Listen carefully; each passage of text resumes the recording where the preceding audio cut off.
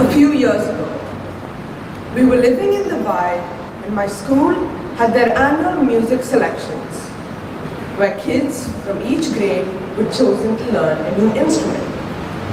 The instrument that our grade was assigned was the violin, and a lot of the kids in our grade were hoping to make it in.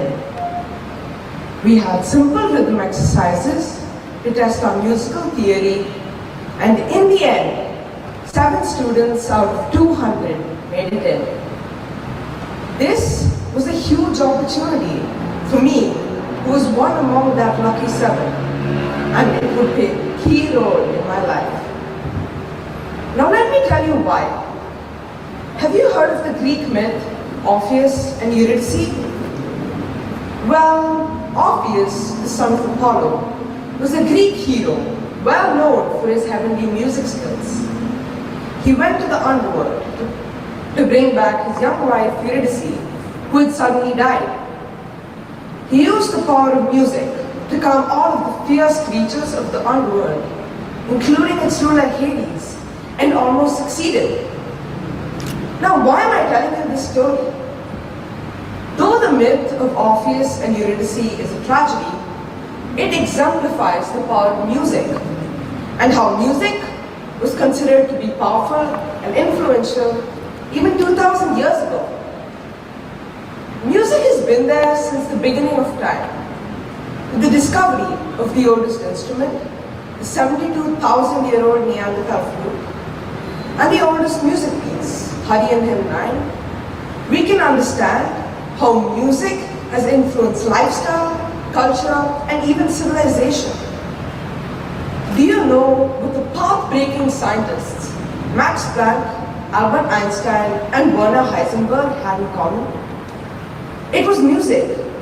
They were all accomplished in playing either the piano or the violin. There are many other examples of scientists who are great musicians, showing music's ability to spark creativity and teach disciplinary practice.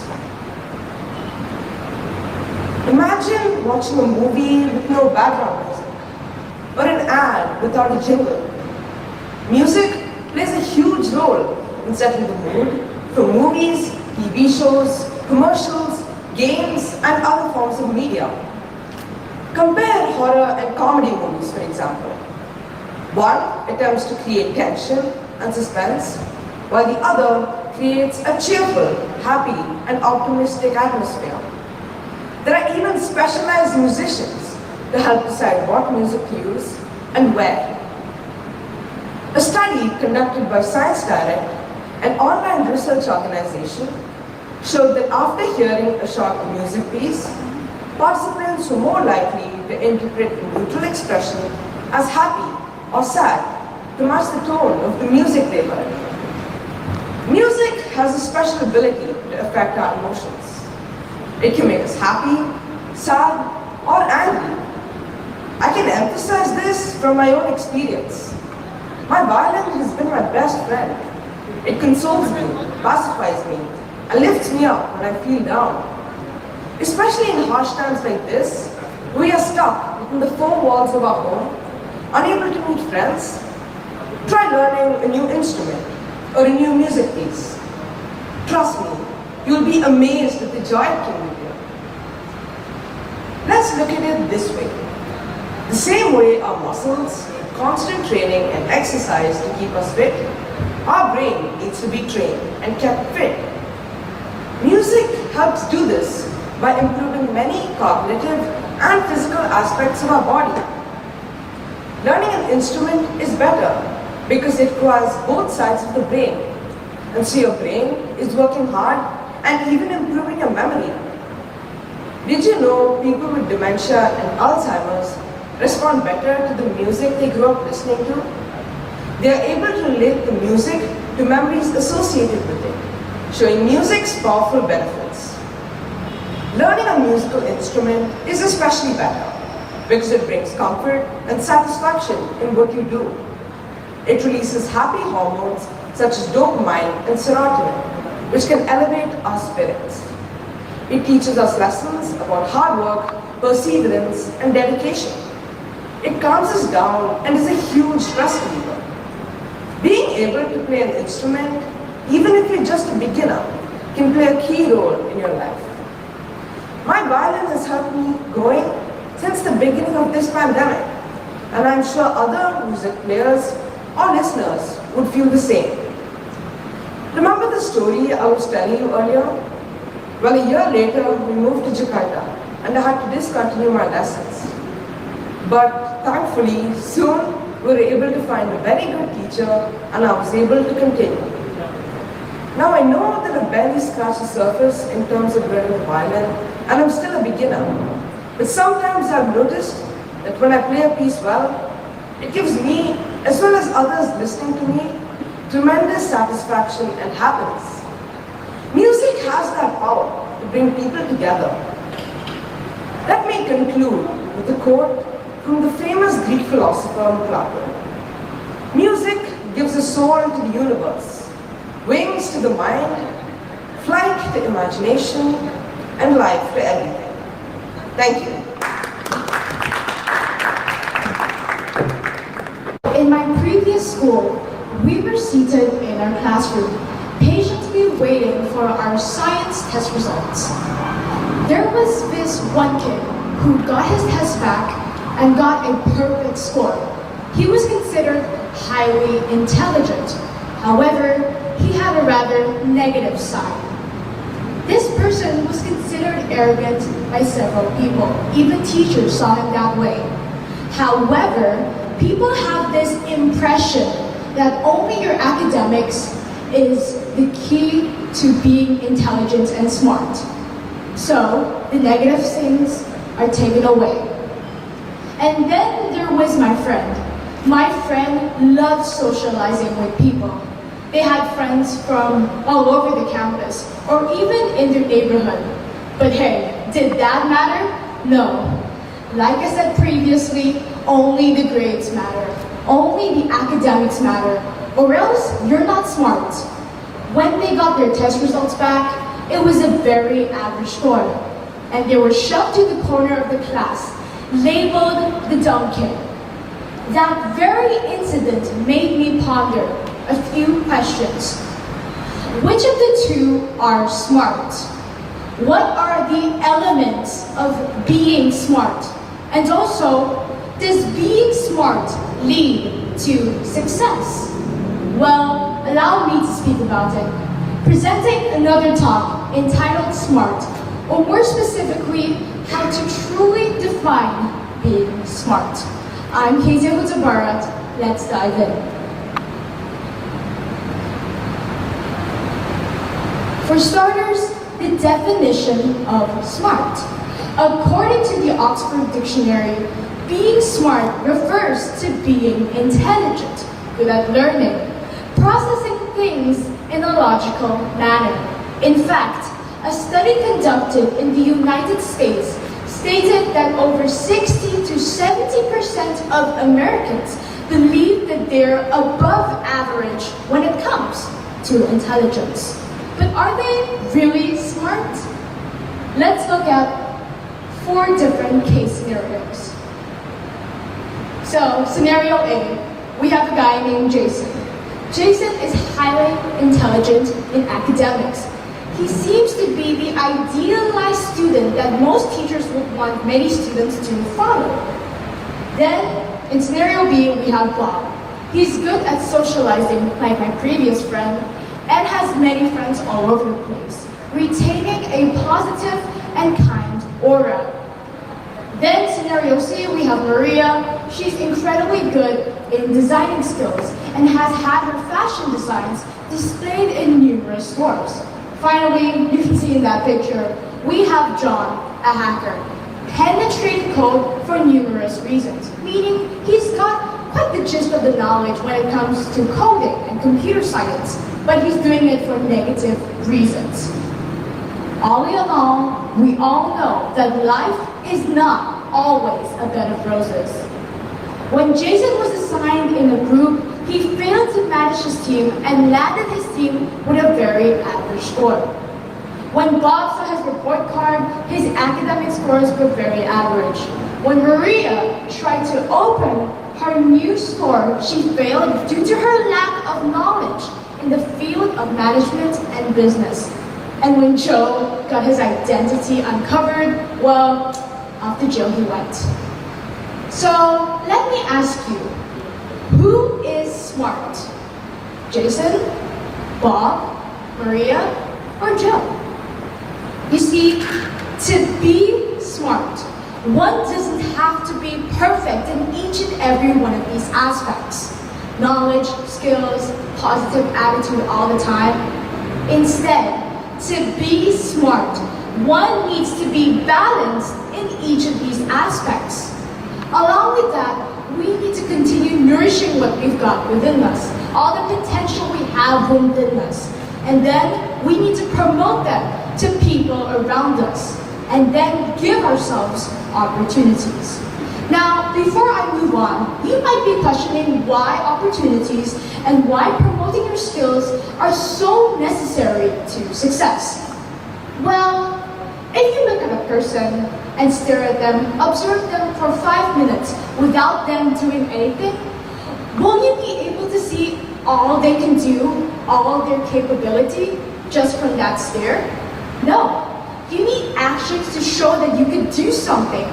And these opportunities could give you a key that will lead you to the path of success.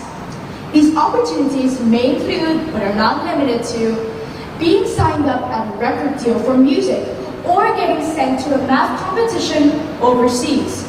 You get these opportunities by promoting your skills, say singing at the mall, or maybe joining math competitions in the country. When you get your intelligence, your skills, you build your good, positive attitude with good values and alignment with opportunities, you will build a path to success by firstly creating an impact. So, want an example for opportunities? Let's look at Steve Jobs. Somebody here is using a MacBook. Somebody here might be using an iPhone. Steve Jobs created Apple. Now, before he became this famous, he promoted his idea of Apple. Firstly, he went to a computer exhibition, and then he went door to door to numerous investors.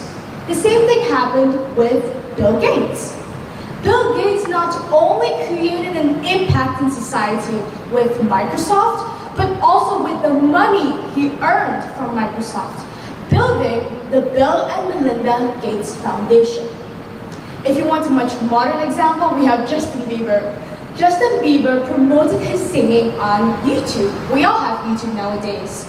And before he became so famous, he got reached out by a record deal and a producer. Remember, all of these people came from nothing. So, this is what I call the essential smart kid from my eyes. It starts with you, each and every one of you. You gather your knowledge, you gather your skills, you build that positive value, and inculcate yourself with good values. Then you promote them to people, and you get yourselves opportunities. You mix that all together with continuous efforts, and then you will create an impact in society, and then success. Now, an impact doesn't always have to be fame or riches. Impacts can be the littlest of things too. So if you listen in your biology classes, then you must know a seed doesn't only grow with sunlight. A seed doesn't only grow with water. A seed doesn't only grow with carbon dioxide. It needs a balance of these aspects in order to germinate and flourish to become a beautiful plant. Now, where do opportunities play in this case scenario? Well, if a seed grows in a barren desert, who would see it? Very less people. All the potential it's got, all its beautiful flowers, maybe its fruits. It'll just stay with it and it'll just wither by itself. But if a seed is in a place where it's accessible to many people, people will see its flowers and fruits and maybe even sell them to the market. This plant has then fulfilled a purpose. it's created an impact. It's successful. Now, the final questions remain. What are the elements of comprehensive smartness? Knowledge, skills, positive attitude with good values. How could these elements and how could being smart lead to success? Promoting all you got, humbly, confidently. Giving yourselves opportunities, then combining that all together will lead you to a path to success. Now, if you ask me from what I just talked about, do I consider myself smart? Well, that's up for your interpretation. I might be called the average kid in academics. I also have a set of hobbies, and I try to retain a positive attitude. And hey, you and I, we might be similar on some levels, but that's not enough. It's not enough. We need to keep improving what we've got, because there's always a higher level. We need to keep moving forward, showing people what we've got, giving ourselves opportunities so we can create an impact in society and give ourselves success. We all have elements in each of these aspects, but we need to keep moving forward with consistent efforts to give ourselves success. Then we can all be successful when we try. Thank you.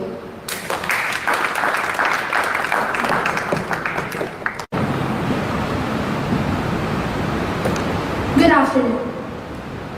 The COVID-19 pandemic has changed every child's life. Going to school early in the morning, talking at class and giving our teachers a hard time, sharing our food with our friends during the breaks, and doing many activities so calmly before this pandemic began. At that point of time in life, we used to get bored doing some of these activities. But now, it has become every student's dream. I'm sure that by staying at home, we all must have learned various new skills, such as learning a new language or learning how to cook. And of course, giving a haircut to our family members. As a matter of fact, I'm sure that many of us learned to give a haircut. I myself gave a haircut multiple times to my father and my brother. As the pandemic is still going on right now, we all might get really great at doing some of these skills, as practice makes us perfect. Now, we all students have even learned a great deal of lessons, such as, first, always stay positive. Second, always keep our mental health stable at all times. And third, to always stay strong. Out of the three lessons, there was one which I felt really connects with our student life right now and has a deep and strong meaning behind it. To always stay strong. Staying strong is not only needed for the weak ones during this time. However, it is also an attitude which we students have to develop. Now, let me give a big example of staying strong. And I hope everyone here can identify it here in my example. As you all know, last year online schooling started. And it has been going on smoothly for everyone who could afford the technology needed. Fortunately, everyone from our school got online education. But now, let's come to the reality of this life. Many people around the world did not receive online education because they did not have enough money to afford the technology needed. Some of those students got so depressed that their mental health weakened to a stage where they got suicidal tendencies. It is a true fact that the suicidality rate has increased compared to the previous years, and the COVID-19 pandemic has a big role in this increase. There were many instances where I got shocked to see that the news headline is about Some students suiciding because their family did not have enough money to afford a single gadget for their online education. Now, you all must be wondering, why am I talking about these issues and discussing it with you guys here? Now, the reason why I am discussing these issues is that we need to tell the world that not being able to receive online education does not mean an end in us fulfilling our dreams. I got inspired about this topic because of a young boy I saw on a reality TV show. The TV show was a platform for anyone in the country to come and show their talent. They were given the opportunity to win a certain amount of money, depending on how many questions they answered correctly. Now, this young boy won a huge amount of money, and he stated that he would use this money in order to give all the resources that the village needs to supply the children's education. Now, if a young boy can think of this great act of kindness, why can't we as students even help this world and give a favor by a small deed? We as students understand the mental health and the feelings that people around the world have for getting education. We need to tell all the students around the world that education is not limited. They need to be aware of this thought.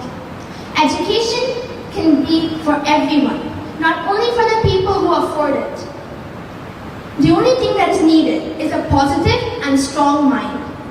If our mental health is strong, it will help us and support us through thick and thin. Now, if we be positive and just find a way, all of us can get education. Finding a solution is what we all should think of right now, rather than just jumping into a conclusion. Find a solution which can help you fulfill your dreams. Find a solution which can help you through the tough times. We as students, it is our duty that we have to take the initiative, find a solution, and find a transparent, clear, and visible future. We all need to remember that at this stage of life, we all are undergoing a huge struggle, and we should always remember that we can never make this struggle the reason for us to stop fulfilling our dreams. Help each other, spread some valuable information to your friends and family. Most importantly, stay safe, healthy, and always remain positive. Thank you.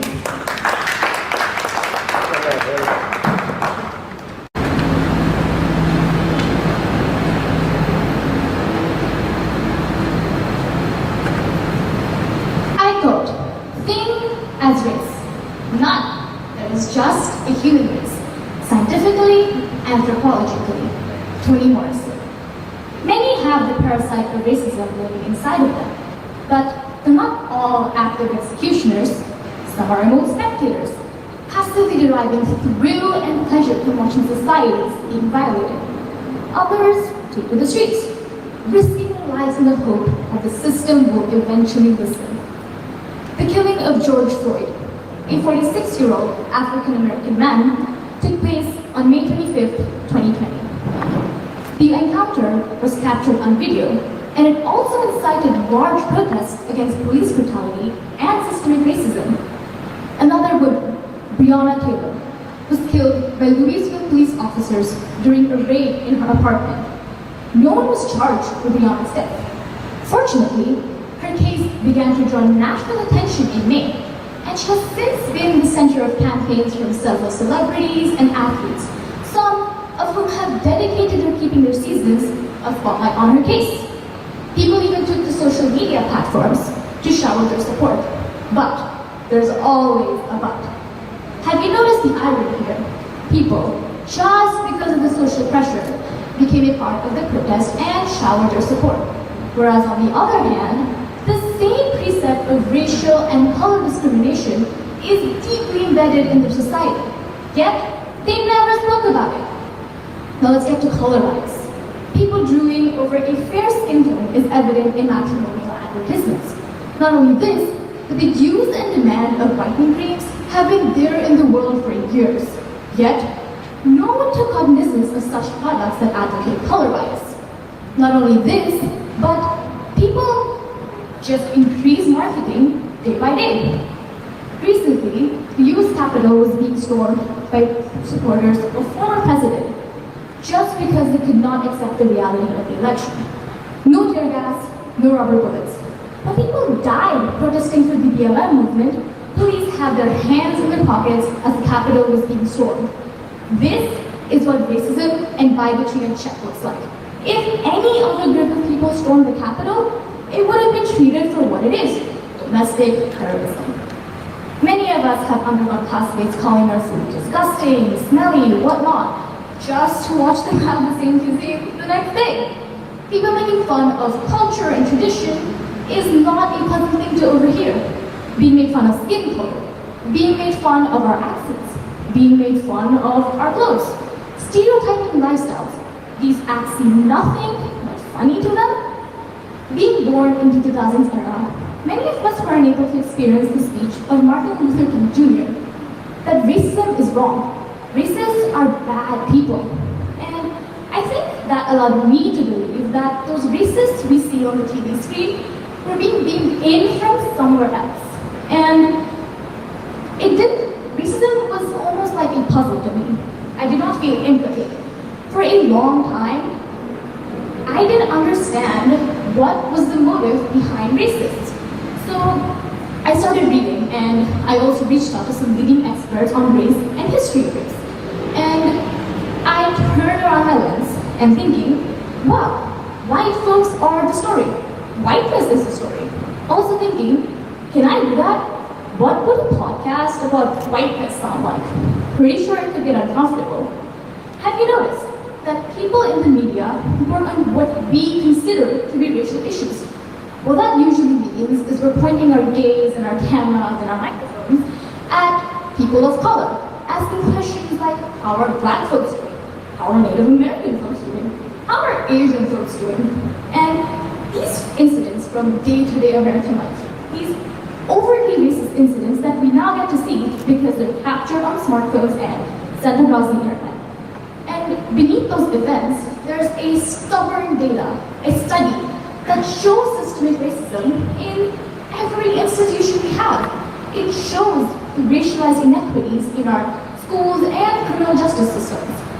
So, one of the first questions I asked myself was, where did it all begin? Where did the idea of being a white person come from in the first place? Science is simple. We are all one human race, all descended from a common ancestor in Africa. And not only this, genetically, we're all 99.9% the same. So, where did it all start? Now, if you would have asked me to speculate on that in my ignorance some time ago, I probably would have said, well, I guess sometime back in history, people saw each other and found each other strange. Your skin is a different color. You dress funny.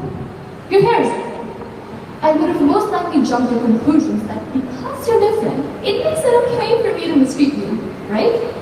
Is it some kind of thing we like to imagine or assume? Because under that kind of scenario, it is one big tragic misunderstanding. Because, as I said before, science is simple.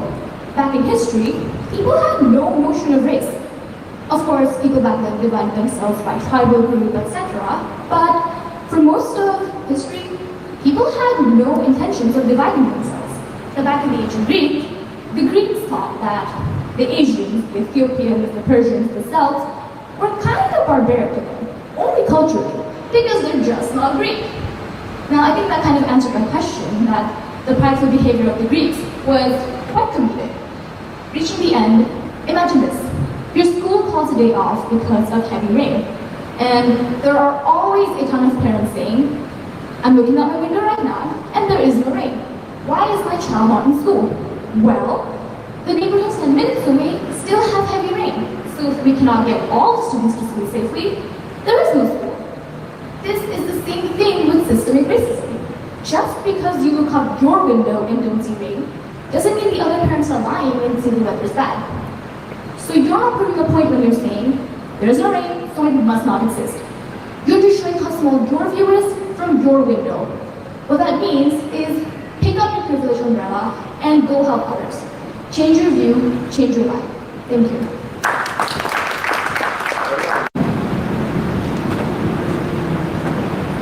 Good afternoon. I'm Shiftiva.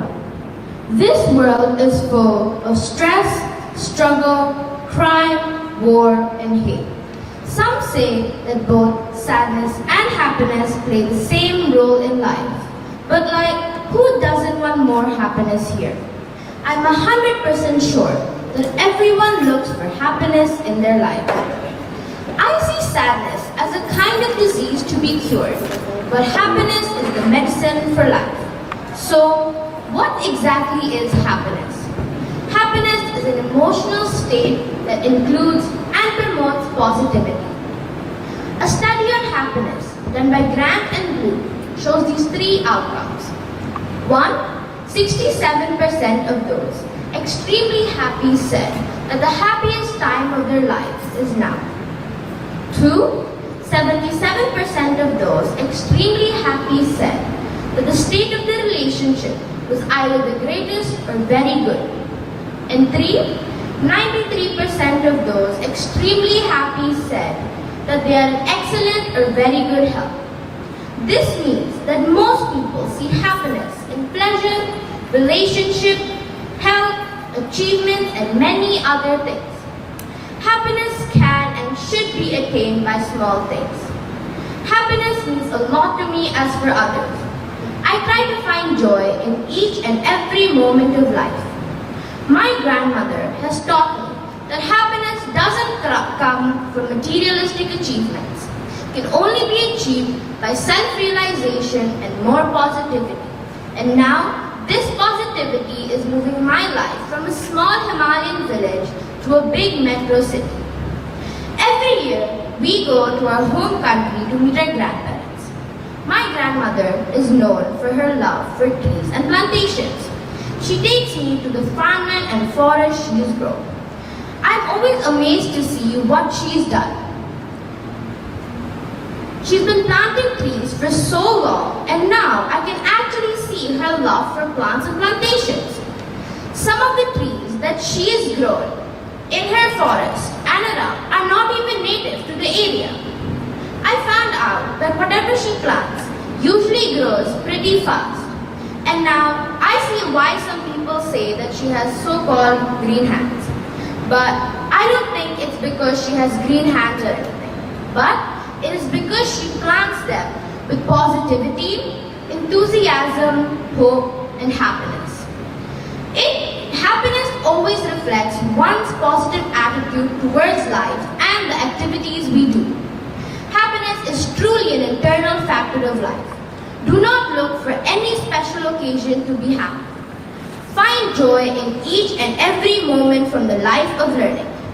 As I mentioned before, happiness can only be achieved by self-realization and more positivity. It gave me immense happiness to see some orange plants in my flower pot here after a few days of growing them for fun. And now, the more it grows, the more happiness it gives me. Happiness is a core value that everyone desires for themselves, as I feel after planting. Be it plantations or having pets, do spread happiness around yourself. The small things that we do selflessly give us a purpose for life.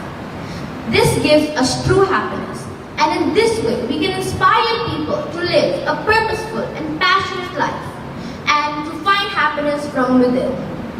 We must remember that no challenge is too tough for the person who is resolute in mind and spirit. It's best to turn inward to our core values that are the inner DNA of the true self that has guided you through good and bad times before. Now, have you ever seen a small life growing on the Mother Earth? Have you ever seen a small calf running after a cow for milk? Have you ever seen how a pine leaf dances in the wind? If not, plant a tree, plant happiness. Thank you.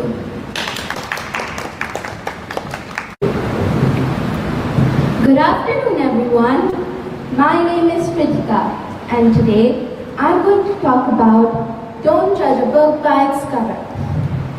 Does it literally mean you cannot tell the quality of the contents of a book just by looking at its cover or the material used to bind it together? Yes, it does, but it holds a deeper meaning. I am sure all of us present here would have picked a book from the library or bookstore because of its flashy cover or illustrations, but didn't find the story or its content useful, entertaining, or appealing. I feel many people in the world prejudge the worth or value of something by its outward appearance alone, which is not the right approach. You never know how kind, sweet the person is just by looking at their appearance.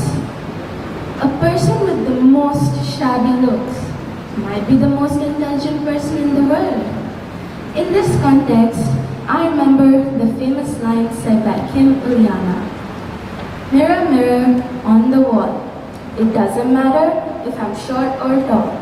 If I have skinny legs or my hips are wide, only matters what I have inside. Blue eyes, brown eyes, black or green, what makes me beautiful can't be seen.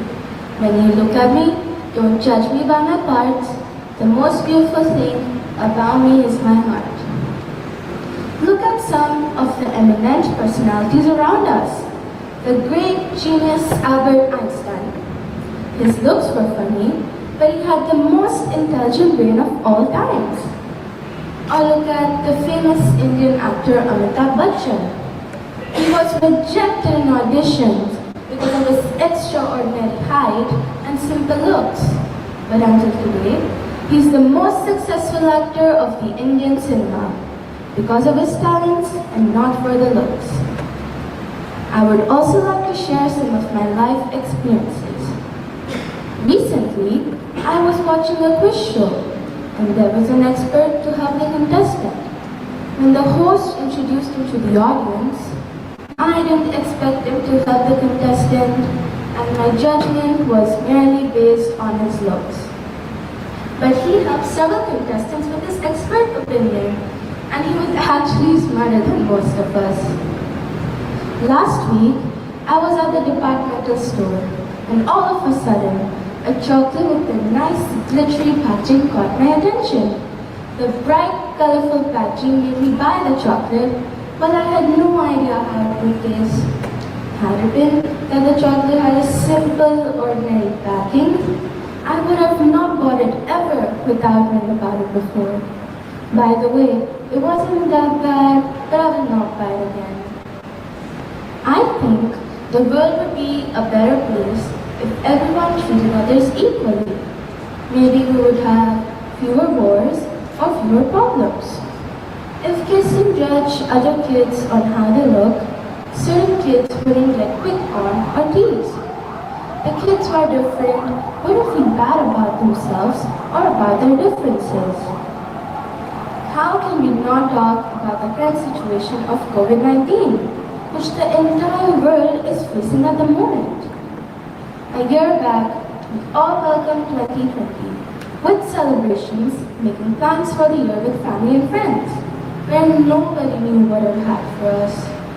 Year 2020 was harsh, but it also taught us a lesson. In conclusion, 2020s looked promising when it started, but the content of 2020 was telling an unexpected story. By looking at me, by now you would have realized I am a big foodie. But since the pandemic broke, I did not visit a restaurant, let alone I don't remember ordering food online. How many of you like the most popular immunity drink of 2020? I still remember the first time when my mom offered it to me. My facial expressions were like, "What is this? because it tasted weird and smelled awful. Didn't you think the same in the first instance? I wasn't sure if I'll be able to finish this, but now it's a part of our daily routine. The taste of the immunity drink, or the color, or the weird smell wasn't appealing, but it was loaded with lots of benefits. It protected and kept my family safe. Thus the phrase, "Don't judge a book by its cover," is so true. Lastly, we human in general judge more from appearances than from reality. All humans have eyes. A few have the gift of penetration.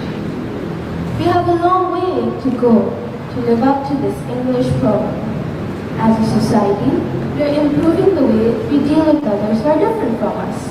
Everyone has to do their fair share to make the world a better place. Thank you and have a wonderful day ahead.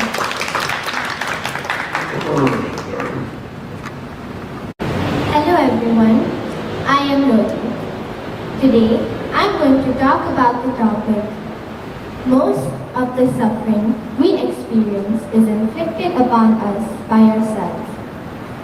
Now, you all might be thinking that this topic is a little higher than academic level. This talk is actually a conversation between me and my elder sister, who is now studying in Singapore, majoring in psychology. This conversation had really guided me through the painful situation during lockdown.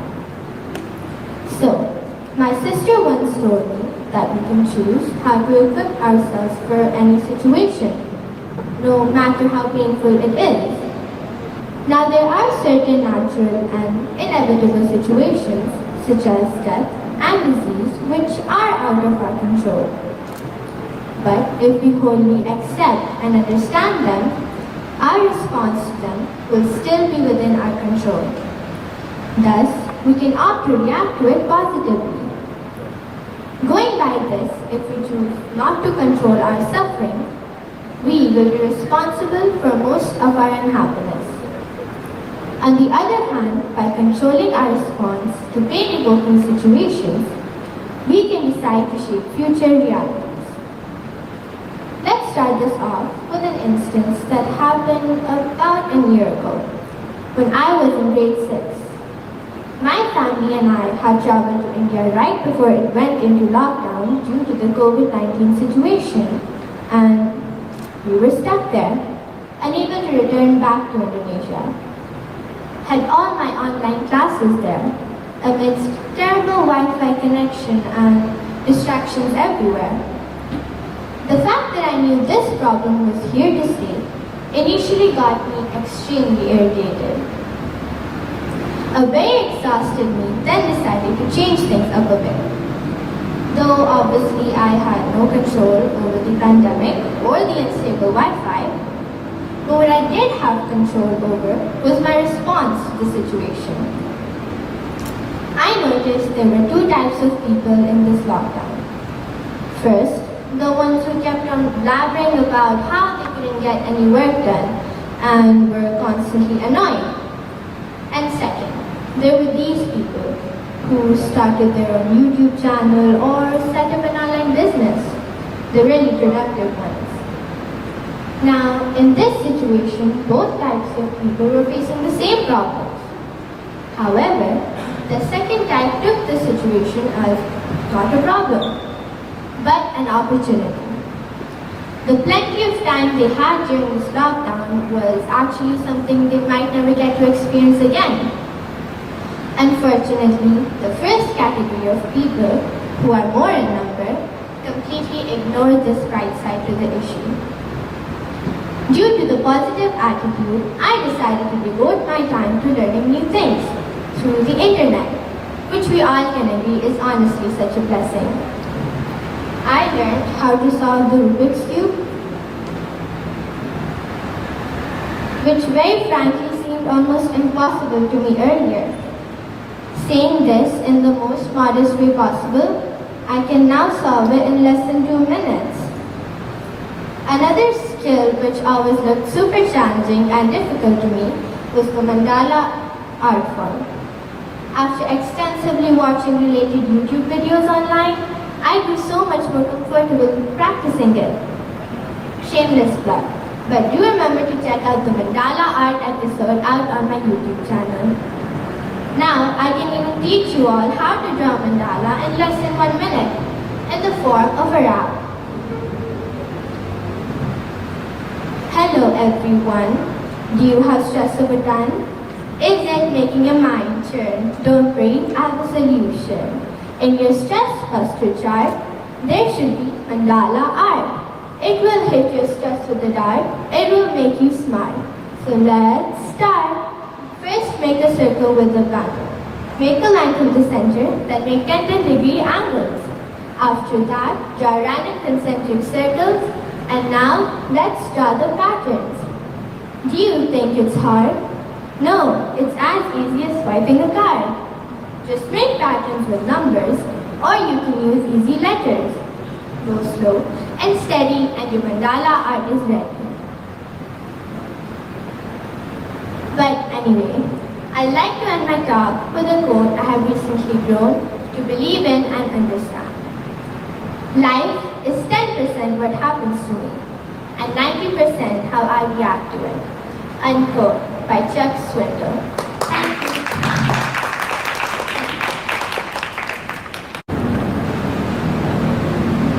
Hello everyone, my name is Rihanna Kiswani, and today I'm here to talk about the power of self-love. Self-love is something that people rarely acknowledge in modern society. Although it's often easily bypassed, self-love has a huge impact on all of our lives. Self-love means loving and appreciating yourself before doing the same for others. Showcasing self-love is an act of benevolence that any human being can conduct to keep them satisfied with themselves and what they do. To have a clearer understanding on what self-love is, we can use the help of a metaphor. Self-love is similar to a person learning to jump across a pit to survive. If you have the right resources and skills to build yourself a bridge, you will make it there. Otherwise, you'll have no choice but to jump without any support and fall into a deep, dark pit. In this analogy, self-love would be the tools that you'd use to build yourself a bridge to get to the other side, while self-hatred and depression is the pit itself. If you are able to find perfection in yourself, then you'll also be able to cross that bridge and move ahead, living an easier lifestyle. On the other hand, if you fail to appreciate yourself, you will eventually find yourself stranded with nothing other than grief and misery to accompany you. There are two different kinds of self-love that you can practice: loving who you are and loving you. This may sound confusing at first, so let's break down the differences between the two. Loving who you are means loving your opinions, likes and dislikes, tendencies, preferences, and behavior. While loving you means loving yourself aside from relationships, strengths, and weaknesses, meaning your bare and authentic personality. It also means loving yourself for you, the voice that echoes in your head, what you think about on a daily basis, and your immediate response to decision making. Loving yourself is an essential part of life. Especially during recent years, people have been criticizing themselves for their body, outfit choices, career paths, and their own feelings. People like this are insecure about themselves, so they continue to hate themselves instead of learning to love themselves. Do you ever remember a certain period of time in your life when you'd glare at someone walking towards you and feel a rush of anxiety through your body? If you have, it's because at that time you have struggled to love yourself. Whenever people loathe themselves, they expect others to feel the same way about them. To understand this concept better, I would like to share an experience of mine. A long time ago, when I first joined ballet lessons, I was scared about what others would think about me. I felt inferior and insecure in every way. even if I had no reason to. We were all starting from the beginner's class. We were all doing this for the first time. I don't know why, but I used to endlessly ask myself whether I was good enough or not. Even going so far as to think my supposed inferiority would make them test me. Now worrying about their opinions of me, which are obviously irrelevant, over the reason I was there in the first place. Suddenly, I started to think to myself, why do I feel this way? Why do I keep making assumptions that everyone hates me the same way I fail to appreciate myself? Then I realized, my opinions of myself as an individual overpower the reality of what others feel about me. Once I started to genuinely care about myself for who I am and understand the fact that I deserved everything good in life, I had the power to push through all difficulties and find contentment and satisfaction in life.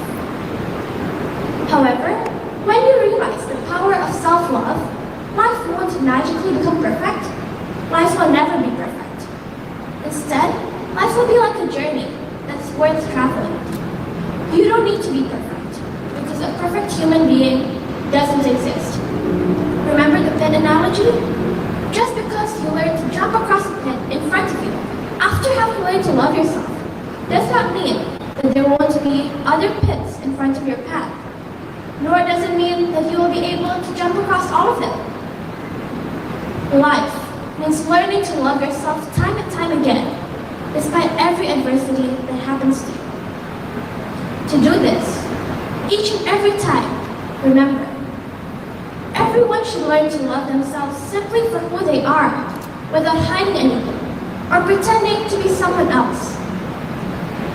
Once you learn to love yourself, you'll find it easier to spread love towards others, continuing the cycle of love and appreciation for one another. I would like you all to always love yourself, no matter what obstacle comes your way. Hating yourself, doubting yourself, is never and will never amount to anything. Stay true to yourself, because you do deserve your world. Thank you. Good afternoon, everyone. I am Sasha Harjani, and today I will be talking about my personal experiences about a situation that everyone faces in their lives multiple times. As we grow up, one of our most important relationships will continue to change. This relationship that I am talking about can take a really long time to be formed, but hardly takes a minute to be broken. This relationship is the relationship of friendship. What is friendship? For me, friendship is having a strong bond between a person who will support you and remain as your friend no matter what happens. This friend will stand up to you, will not stand up to you, but will stand up for you. This friend will laugh with you, not at you. For some people, choosing friends can be the most difficult decisions in their lives, whereas for others, it may be not as difficult. When we choose friends, we have to choose our right friends, or our true friends.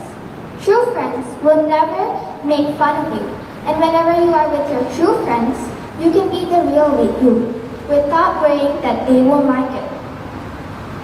Helen Keller once said, "True friends are never apart. Maybe in distance, but never at heart." This quote is a reflection of the fact that we should not be sad as we are apart from our friends, especially during this COVID-19 pandemic. For example, I often have to go to Singapore for my medical checkups, and during these times, I miss school, and I really miss my friends and their company. But even though we are in two different countries, we still keep contact through Instagram, WhatsApp, Snapchat, Facebook, and other social media platforms. I also would like to quote W. Somerset Maugham. He once said, "When choosing your friends, don't be shortchanged by choosing your personality over their character." At first, I didn't understand what this meant, and after looking it up, I found out that this meant that when we are choosing our friends, we should not treat people unfairly by choosing their personality over their character. I also would like to add that we should not choose looks over character, as beauty lies within. One of the most important things to notice when choosing a friend is that they should not have a problem with you being friends with other people. For example, I once had a friend who told me if I wanted to be her friend, I could not hang out with other people. Immediately, I knew that this was not the kind of friend I should be with, and I chose to be with my other friends. I have a unique experience of making friends and being friends with many people, which I will be sharing with all of you today. In my preschool years, I was only close to one friend. We did everything together, and we even lived nearby. After we graduated preschool, we felt completely out of touch. And even though we live nearby, we don't even talk to each other or meet each other. I used to feel that she was the wrong friend.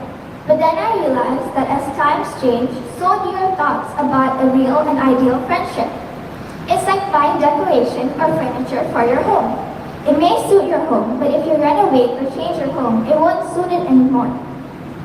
I'm actually a shy girl, so when I started first grade at a new school, I was afraid of making new friends.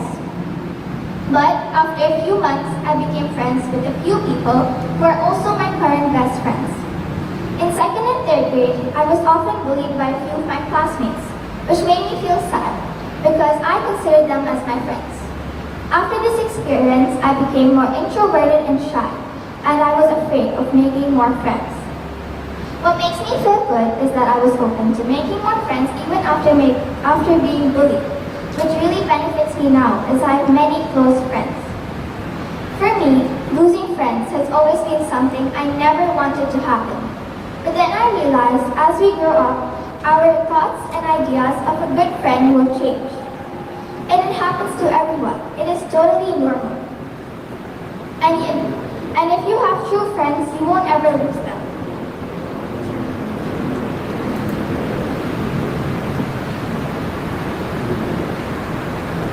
A few weeks ago, I was watching a movie and the main character talks about a Korean word called jung.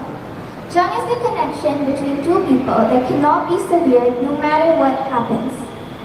This is what I'm trying to say over here, is if you feel like you are losing a friend, even though you have been friends for a long time, and you feel like you are true friends, you will never let go of each other, because you still have the tenderness in your heart for them, and you still have the same old feelings of friendship for them. You have jung. In the present, I have really amazing friends, and they are the most kind and wonderful people ever. I feel happy that I have friends of these, and I'm grateful every single day for having friends like these. When it comes to friends, people might not think of their family members as their best friends. But truth to be told, your family is the one who knows you the best. This is why my sister is also my best friend. My sister knows me the best, and she's always there for me. This is why I know that choosing my sister as my friend is choosing the right friend.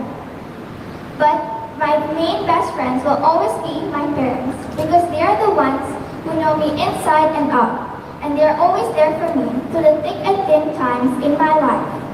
I have a really amazing family as who I consider as my friends, because they never let me feel sad or lonely. Personally, I think I'm a nice friend, because I like helping my friends and I'm also kind to them. But sometimes I can be a bit annoying because I can be a little sensitive. I will be forever grateful that I was blessed with amazing people to be my friends. Today, I hope you realize that friends and friendship is one of the building blocks of our lives. Today, call or text a friend who you miss, and you will realize that they still care for you. Thank you. Good afternoon, everyone. I would like to share a thought with all of you. Often, I see people around me striving to reach various heights in their life or career. It seems like everybody seems to be in some kind of a race. It's good to be ambitious only to a point where it gives you a motivation to do better. If it creates a negative impact, it feels like a mission failed. For example, I see my uncle. He has already achieved a lot of success in his career and holds a high position in his organization. Yet, I always seem to find him anxious. He seems to be in some kind of a hurry to grow and diversify his work. I wonder, he has almost everything anyone could ask for, then why is he putting himself through such anxiety? I also see my cousin. He seems to be very passionate about soccer and is forever talking to my brother about soccer. Strange thing is, he has never had this passion before. It just seems to appear all of a sudden. Is it because he has seen my brother win competitions and is in some kind of subtle competition with him, or has he really developed a passion for the sport? So what gets me thinking is, are the people around me trying to better themselves for their personal satisfaction, or are they in some kind of a rut? Has this thought ever crossed your mind, your friend, your cousin, or anybody else whom you know has been very successful and you are nowhere close to him or her? Does this thought make you feel bad? Does it pull you down? The reason I am asking you this is because personally, I have been a victim of these thoughts and it has bothered me in the past. Allow me to share an incident with you. I had a friend named Sarah. She was an extremely talented girl. Everything she did was so perfect and nobody could be as good as her. Sarah and I were passionate about dancing. We always took part in competitions and performances. Our annual dance competition was around the corner. I had practiced very hard for the competition, yet there was still a feeling of insecurity, a feeling of fear, that I wouldn't even be half as good as Sarah. The big day arrived. The competition took place and I danced under pressure. When the results were announced, Sarah had won the first place, and I was nowhere on the list of winners. Words cannot express how miserable I felt. I simply wasn't able to pick my shattered feelings. I felt like I had lost the world. That evening, I visited my aunt. Normally, I'm a very chirpy girl, but that day, I was just shying away and did not meet her eyes. She repeatedly asked me what the matter was, and I broke down telling her how worthless I felt after the competition. I told her I felt I wasn't good at anything. I wasn't even half as good as Sarah. She looked at me with a smile. Her smile comforted me. She then explained to me that Sarah was not the best dancer and that there may be many better girls than her. She told me that nobody was perfect and that nobody was a benchmark for perfection, and that comparing ourselves to others was not the best thing to do. She told me that what mattered in life was that we should compare ourselves to what we were yesterday. The effort we put in to comparing ourselves from what we were yesterday is a healthier competition than comparing ourselves to others, as it doesn't pull us down. Her talks made a deep impact on my mind. As I walked back home, I realized that every new day was another chance for all of us to be a better person. Since that day, I decided that if I'm going to compete with anyone, it is going to be with I, me, and myself. We are a benchmark for ourselves. As I did so, I felt the journey had become a lot smoother. I took passion in my work and worked wholeheartedly. As a result, I enjoyed what I did and it gave me a strange feeling of satisfaction. 6 months later was another competition. Again, Sarah and I took part. This time, the feeling was different. I just aimed at being a better dancer than what I was in the previous competition. The competition took place and I enjoyed it. When the results were announced, to my surprise, I had won the 3rd place. Sarah still won 1st place and I shared the stage with her this time with a trophy in my hand. Sarah's victory did not bother me. What thrilled and delighted me was that my dancing skills had improved. My joy knew no bounds. There was a feeling of contentment and motivation to perform even better next time. Dear friends, such should be our attitude. Being a part of the rat race is not going to take us far for long. The endeavor we put in by comparing ourselves to what we were is going to have an everlasting impact. We just need to keep on our smile and let everyone know that today you're a lot stronger and capable than what you were yesterday. I would like to share the gist of an article that I had read without taking much of your time. This was written by a software engineer. He had just passed out from the Premier Institute YMCA. Despite that, he did not get a job on the campus interview. He put in a lot of effort, but all in vain. It was disheartening for him to see himself struggling while all his friends were well settled drawing good salaries. In the beginning, he felt discouraged, but then he made up his mind to not be part of the rat race and not compare himself to others. He faced his fears by improving his knowledge and communication skills. He made up his mind that he has to fight against one personality, and that was none other than himself. He made his dream to become a good Java developer and started preparations towards it. After all his efforts of bettering himself, he achieved big milestones in jobs drawing 20 LPA. He sent out a message to his readers. He said that those who are running the rat race are not living their dreams but only fulfilling the dreams of others. Truly an inspiring article. Hope you all liked it. Before I end my talk, I would like to put you all through a situation. Let's say you have a lion chasing you. What will you all do? All of us will put in all our efforts and run as fast as we can. Where is this power coming from? This power lies deep within us. So it is for us to look inward and try to bring out the best from within us, and that is our true success. My incident with Sarah and this article strengthened my belief that the race with the world is not needed. Instead, focus on the thought of it's all about being a better you. Come out of your comfort zones, face your fears, accept your failures, and strive at being better than what you were. Joy is unmatched when you realize that you have outgrown your own shortcomings. I quote Paulo Coelho, "When we strive to become better than we are, everything around us becomes better too." Do give it a thought, dear friends, and try it for yourself. Thank you. Last presentation, we come to the end of TALKx for Middle School. I take this opportunity to thank the entire team, the GMIS Imagineers. You imagine, you think, everything we do for the students. We do everything for the students.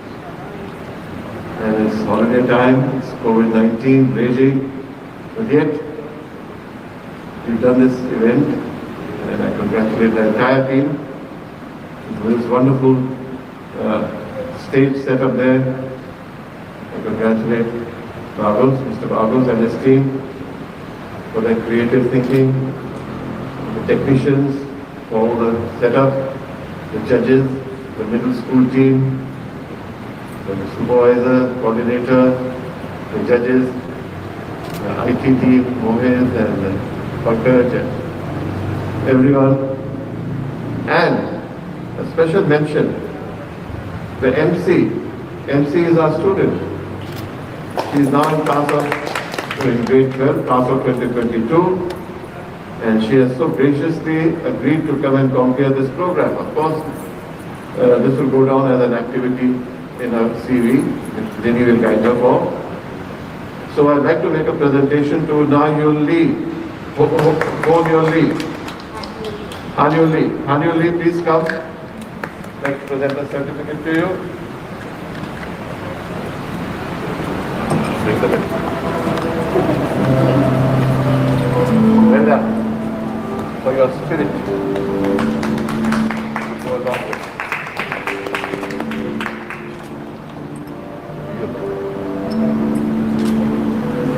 Presented TALKx last year, isn't it? Okay, let's have a...